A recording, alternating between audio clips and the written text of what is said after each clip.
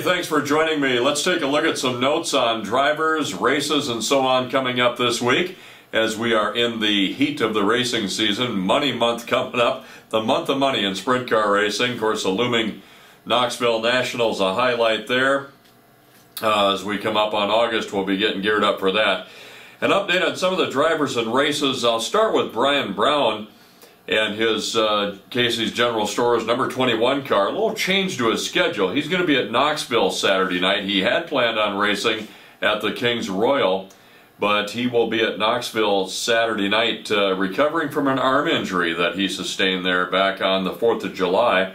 And his focus now is preparing for the Knoxville Nationals coming up, so he's going to get his car dialed in. I think a lot of drivers, you'll see that in the next few weeks, will be getting a lot of races in at Knoxville to get dialed into the track there for the Nationals. Racing at Knoxville this weekend, by the way, Saturday night, Twin Features night there.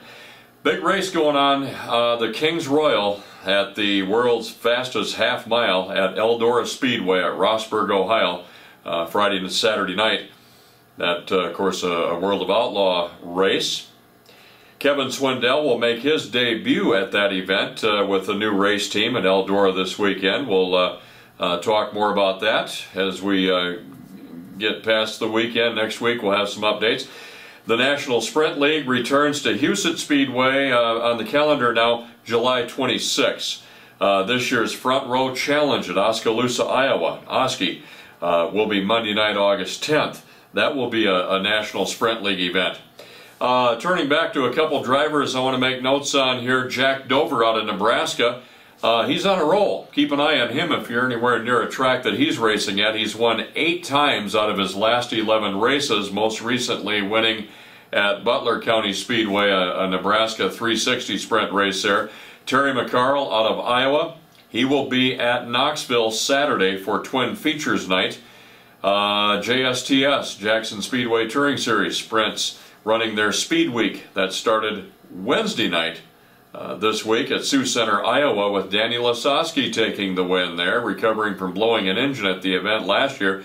Thursday they're at Jackson, Friday night Fairmont. That's all this week, and then back to Jackson on Saturday night. Mark Dobmeyer won the recent National Sprint League race this past Friday night at Park Jefferson. The next night he was at Cedar Lake at a World of Outlaw race. Didn't finish so well there. He was deep in the field. Finished right at 14th place there.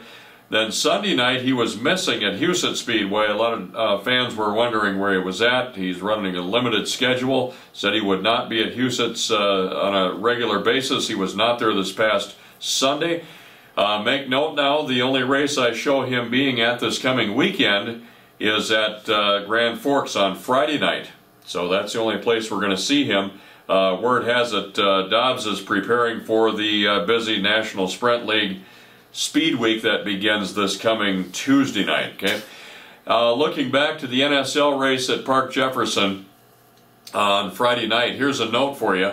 It was the first time that 410 sprint cars ran there in 15 years. They had a packed house.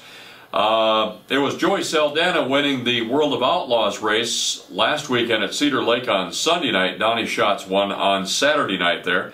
Now, one big event coming up this weekend, Sunday night, Hall of Fame night at Huset Speedway, the 18th annual Hall of Fame night. Of course, racing action will feature outlaw sprints as well, but a special induction ceremony for the class of 2015. The new members going into the Huset Speedway Hall of Fame this Sunday night include Kenny Hansen, Matt Richard, Roger Mulder, Larry Molson, and Millard Richmond.